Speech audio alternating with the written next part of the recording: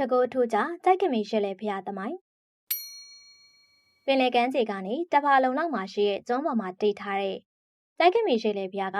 ရေဘလောက်ပဲတက်တဲ့ဖျားရှင်မီကိုရှင်မရောက်နိုင်ပါဘူး။မွန်ပြည်နယ်ရဲ့တောင်ဘက်55မိုင်မှာတည်ရှိပြီးတော့တန်ဖြူစီရဲမြို့ရဲ့အနောက်ဘက်15မိုင်အကွာကြိုက်ကမီမြို့မှာတည်ရှိပါတယ်။ကြိုက်ကမီရှိလေဖျားကသမိုင်းနှစ်ခုပိုင်ဆိုင်ထားတာပါ။ပထမသမိုင်းမှာတော့လွန်ခဲ့တဲ့နှစ်ပေါင်းများစွာက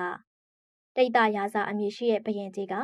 မဟာဒေဝီမိဖုရားနဲ့သားတော်နှစ်ပါးထွန်းကားခဲ့တယ်လို့ဆိုပါတယ်။ဒီထဲကသားကြီးဖြစ်သူဟာသူတော်စင်သူတော်မြတ်တွေရဲ့လက္ခဏာနဲ့ပြည့်စုံတဲ့သားကောင်းယတနာဖြစ်လိမ့်မယ်လို့ပရောဟိတ်တွေကတွက်ချက်ခဲ့တာပါ။ဘရင်ကြီးလည်းသားတော်ကိုချစ်မြတ်လို့တိတ်တာကုမာရာလို့နာမည်ပေးလိုက်ပါတယ်။သားငယ်ကြတော့ရဲရင်ပြီးထက်ထက်မပြတ်ရှိလို့တိဟကုမာရာလို့နာမည်ပေးခဲ့တာပါ။တိတ်တာကုမာရာအသက်23နှစ်ရောက်တဲ့အချိန်မှာအသက်22နှစ်အရွယ်ညီတော်ကိုစီယုံပြီးတောထွက်ကတရားအထုတ်ခဲ့ပါတယ်။ဒီကိစ္စကိုဖခင်မဲတော်ကိုခွင့်ပန်တော့ဘရင်ကြီးကလည်းကြည်ကြည်ပြူပြူခွင့်ပြုခဲ့ရပါ။ဒီလိုနဲ့ညီကိုရတဲ့နှစ်ပါလေတန်ညီတရားအထုတ်ခဲ့ရင်သိမ့်မကြခင်မှာပဲလောကီဇန်တွေရလာခဲ့ပါတယ်။ဒီအချိန်မှာတော့ညီကိုရတဲ့နှစ်ပါရှင်တွဲတရားအထုတ်တာမသိမ့်တော်ဘူးဆိုပြီးတီးကြတရားအထုတ်ဖို့ကြံစီကြပါတယ်။ဒီလိုနဲ့နောင်တော်ကစင်းကြိုက်တောင်းမှာပဲတရားအထုတ်ခဲ့ရပါ။အဲ့ဒီတောင်ကတော့ကိစ္စဂေရီတောင်လို့ခေါ်တယ်။ညီတော်ကတော့ဇွဲကပင်တောင်ကိုကြွသွားပြီးတရားအထုတ်ခဲ့ပါတယ်။တကယ်လို့အကြောင်းတစုံတရားရှင်တောင်ပေါ်ကနေမိငွေအချက်ပြမယ်လို့သဘောတူညီထားကြတာပါ။တရက်မှာတော့စင်းကြိုက်တောင်ရဲ့အနောက်ဘက်တောင်ကြီးကဘာနာကကျွန်းမှာနဂါးတွေကလာကျက်စားခဲ့ကြပါတယ်။ဒီထက်ကနဂါးမတကောင်ကလူရောက်ဖန်ဆင်းသွားလာရင်နဲ့ဝိဇ္ဇာတို့တယောက်နဲ့ချက်ကျွမ်းဝင်ပြီးဦးနှလုံးဥခဲ့လိုက်တာပါ။ဒီအချိန်မှာဝိဇ္ဇာတို့က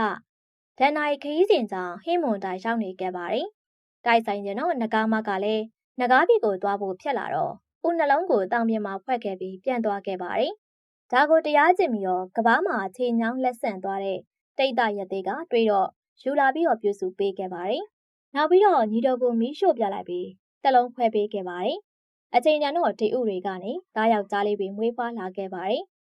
ညီတော်မွေးထားတဲ့ကလေးကတော့ငရွယ်စင်မှာကြောက်ယောဂဖြစ်ပြီးတော့ဆုံးပါသွားခဲ့တာပါ။နောက်တော့ရတဲ့မွေးထားတဲ့ကလေးကတော့ကျန်းကျန်းမာမာနဲ့ကြည်ပြင်းလာပါတယ်။အဲဒီတော့ကထိနန်စိုးဆန်တဲ့သူ့ပိန်တာနာဂရဘရင်ကြီးလက်ရွာဆန်သွားတဲ့အချိန်မှာထိနန်ဆက်ခံမဲ့သူလည်းမရှိခဲ့ပါဘူး။အဲဒါကြောင့်မူမတ်တွေတိုင်ပင်ပြီးတော့တိတ်တရတဲ့ရဲ့သားတော်ကိုဘရင်တင်မြောက်ဖို့လာလျှောက်တော့ခွင့်ပြုပေးခဲ့ပါတယ်။အဲဒီနောက်သားတော်ကလည်းတိတ်တာဓမ္မတရားရာစာမင်းဖြစ်လာခဲ့တာပါ။ဒီအချိန်မှာကွယ်လွန်သွားတဲ့ညီတော်ကလူပြန်ဝင်စားပြီးဖျားရှင်ရဲ့တပည့်ရဟန္တာတစ်ပါးဖြစ်နေခဲ့ပါတယ်။ညံတဲ့စင်ကျင်ကြီးရဲ့ကဘဝဟောင်းကတော်ဆက်ခဲ့တဲ့နောင်တော်ကိုတွေ့ရပြီးတော့ကြောက်ရောက်ကဖူးမြော်ခံခဲ့တာပါ။ဘရင်ကြီးကမြတ်စွာဘုရားရှင်ကိုလည်းဖူးမြော်ခြင်းတယ်လို့လျှောက်ထားခဲ့ရကြောင်းရာဇကြိုကိုကြွသွားပြီးနောက်ဘုရားရှင်ကိုပြန်လျှောက်ခဲ့ပါတယ်။ဘုရားရှင်ကလည်းဒီနေရာမှာသာသနာထွန်းကားမဲ့အရေးကိုမြင်ပြီးရဟန္တာ900ချမ်းရံကကြွချီတော်မူလာခဲ့တာပါ။ဘုရားရှင်ကြွလာတဲ့အချိန်မှာစိုက်ကမီတောင်မှာနေရရသေးလေလာဖူးမြော်ခဲ့ပါတယ်။ဘုရားရှင်ကရသေးကိုစံတော်ချင်းမြင့်ခဲ့ပြီးရသေးကလည်းစိုက်ကမီတောင်မှာဇေဒီတဲဌာပနာတဲပြီးကိုးကွယ်ခဲ့တာပါ။မွန်ဘာသာနဲ့ဆိုရင်စိုက်ဟမီလို့ခေါ်ပြီးတော့မျော်လင့်ဘုရားလို့အတိတ်ပဲရှာပါတယ်။ဘာဖြစ်လို့လဲဆိုရင်တော့ရသေးကဘုရားရှင်ကြွလာမဲ့တဲ့ရင်ကိုကြားပြီးမျော်နေကြရလို့ပါပဲ။နောက်ထပ်သမိုင်းတစ်ခုကတော့စိုက်ခမီဘုရားကတီဟိုကျွန်းမှာဒေဝနံပိယတိတ်တမင်းကြီးမျှော်လိုက်တဲ့ရုပ်ပွားတော်လေးဆိုတွေကတစိုးလို့ဆိုကြပါတယ်။မင်းကြီးကဘုရားရှင်ကိုမဖူးမြင်လိုက်ရသူတွေကုသိုလ်ပွားစေဖို့ဆိုပြီးရုပ်ပွားတော်လေးစုမျှော်ခဲ့တာပါ။ရုပ်ပွားတော်တွေကဒဝဲရခိုင်ပသိန်းနဲ့စိုက်ခမီတို့ကိုရောက်ခဲ့တယ်လို့ဆိုကြပါတယ်။စိုက်ခမီကိုရောက်လာတဲ့ရုပ်ပွားတော်က